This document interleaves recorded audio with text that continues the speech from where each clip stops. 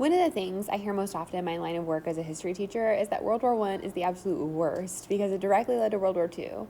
And today, we're going to dig into those tensions and issues that go unresolved in the years after the war. So let this be a lesson to you kids. Resolve your tensions. They always end up exploding in one way or another eventually, and hopefully it's not a war. So, when Germany finally pursues an armistice in November 1918, after her allies have dropped away with their own armistices, part of what is driving this is Germany's own internal strife. In the wake of the war, strikes and starvations wrapped themselves around Germany as 1918 continued. The economy was in ruins, and the Kaiser was forced to abdicate in the wake of what almost became a socialist revolution. At the start of November 1918, for example, over a dozen cities were under the control of mutinous soldiers, sailors, or left-wing revolutionaries, which greatly undermined the war effort, the generals' trust in the Kaiser, and the people's faith in the government as a whole. Which leads us to Germany in the post-war era. According to the U.S. Holocaust Memorial Museum, 19% of the male population of Germany were casualties of the war, with the deaths totaling around 2 million young men. Into the power vacuum left by the emperor, most of 1919 was bloody and chaotic. Left-wing and right-wing extremists battled in the streets, and the politicians tried to craft a constitution that would gain support from both conservatives and more radical people. What they got was a president who could suspend civil liberties and nod to the conservative monarchists, and a Reichstag that was elected by the people with proportional representation, more like a parliament as opposed to an American system.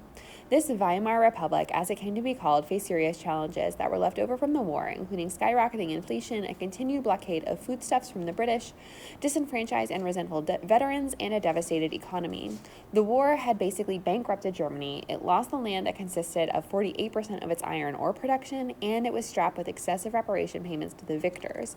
Into this mix, add some political turmoil in the form of 2 attempted coups in 3 years, one led by Hitler that lands him in jail where he writes Mein Kampf, and you have a pretty unstable system ready to be exploited by extremists. Let's hop over to Japan quickly. Japan had fought in the war on the side of the Allies, and after defeating China in the Sino-Japanese War and then Russia in the Russo-Japanese War, they really felt that they had proven themselves to be considered a, quote, great power. As part of its tactics, it meant to get language embedded into the Treaty of Versailles that would support racial equality amongst nations, particularly Japanese immigrants. The words it tried to get included were: the equality of nations being a basic principle of the League of Nations, the high contracting parties agreed to accord as soon as possible to all alien nationals of states, members of the League, equal and just treatment in every respect, making no distinction, either in law or in fact, on account of their race and nationality. Shockingly, Australia, of all places, the place with the White Australia policy, pushed back against this idea, and President Wilson, who wasn't really a president known for his anti-racism, squashed the idea to avoid turning the Big Four off from his precious League of Nations. So Japan, even though they are granted Germany's concessions and territories in the Pacific and Eastern China, they felt as though they still weren't being considered a great power on par with the Western powers. And we can see here one of the prime movers of World War II in Japan. It says here, I would point out that Japan's proposal at the Versailles Paris Peace Conference on the principle of racial equality was rejected by delegates such as those from Britain and the United States. This chip on the shoulder, coupled with the fact that their booming economy and strengthening military had won 3 wars in under 25 years, led to basically a sense of destiny that the Japanese imperial project was divinely guided, that Japan had a right to expand into as much of Asia as they could, especially in light of the obvious hypocrisy of the Western powers. All of this would dramatically culminate in the Manchurian Incident of 1931. On September 18, 1931, an explosion destroyed an area of railroad track near Mukden in Manchuria.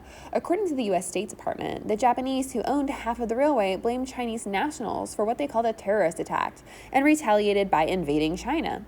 Basically, what many assumed then, and has all been accepted now, is that the Japanese army planted the bomb and blamed the Chinese nationalists because they wanted an excuse to invade China. The Chinese were wildly unprepared. They were fighting a communist insurgents and had to fall back, enabling the Japanese to establish a barely veiled puppet state called Manchukuo.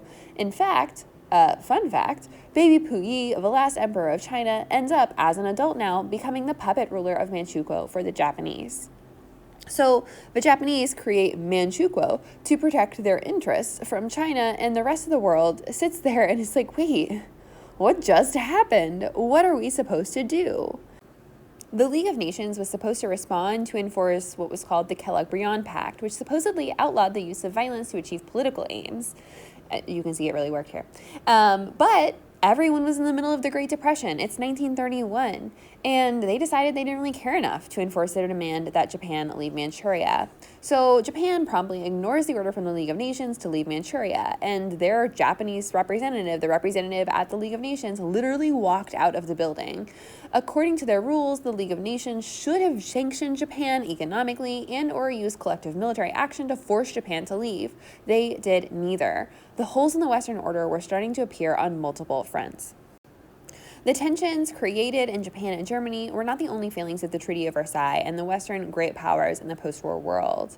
When U.S. President Woodrow Wilson arrived in France after the war to basically a hero's welcome, he preached the same message that he had in January of 1918 to the U.S. Congress, that of his 14 points. One of the most integral of these points was the, quote, right to self-determination, which he saw as the cause of the assassination of the Archduke and the start of the war. One of the major issues with this point of Wilson's is that all of the great powers, the U.S. included, were colonial powers who actively did not grant self-determination to certain large groups of people.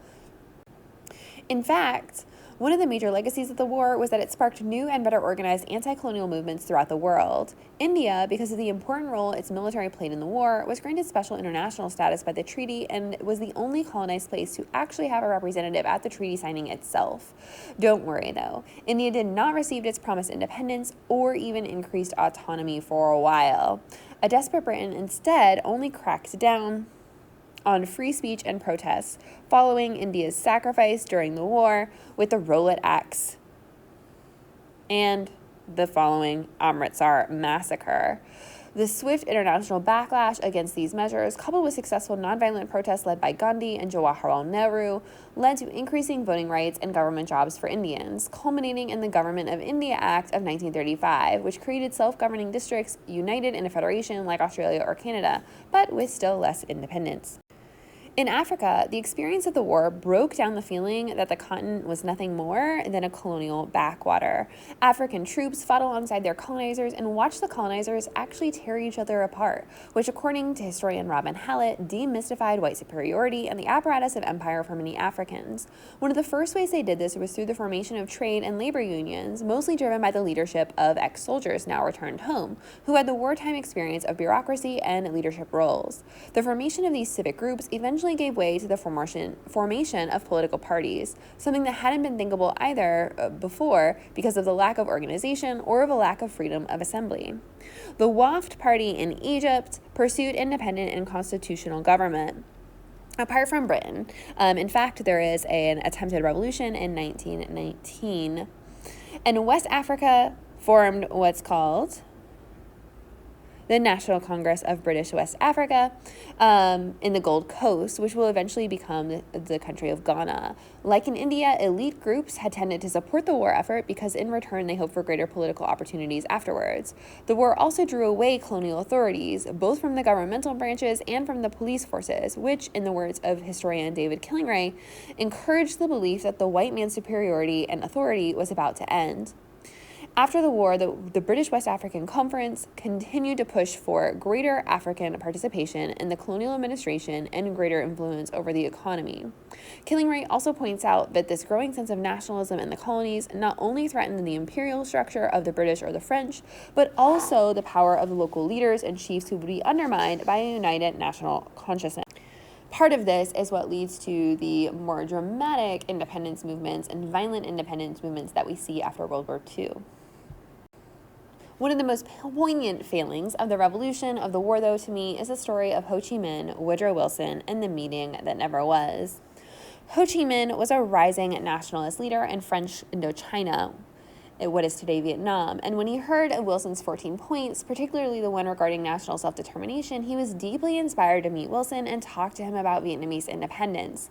Ho telegrammed the Secretary of State in the United States, requesting a meeting with Wilson and hoped to be able to meet with him to discuss Vietnamese independence outside of Versailles.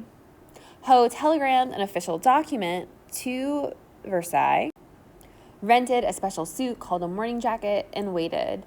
None of the Big Four acknowledged his document, seen here, The Claims of the Annamite People, which was written, like his telegram, in perfectly fluent French. But the French police network afterwards did actually begin tracking the comings and goings of Ho afterwards. The French refusal to loosen its grip on its colonies would have bloody and far-reaching consequences. Over 400,000 people would die in Algeria to fight for their independence, and Ho Chi Minh would seek company with Mao and the communists in China after being rebuffed by the Western powers. While the Treaty of Versailles is often credited as being the parent of World War II, its repercussions are even more widespread. Here, we can see the roots of the decolonization movement, Cold War hotspots, and even the Vietnam War. It's kind of a big deal. Thanks for watching. Don't forget to like and subscribe to always stay up to date on everything AP World History.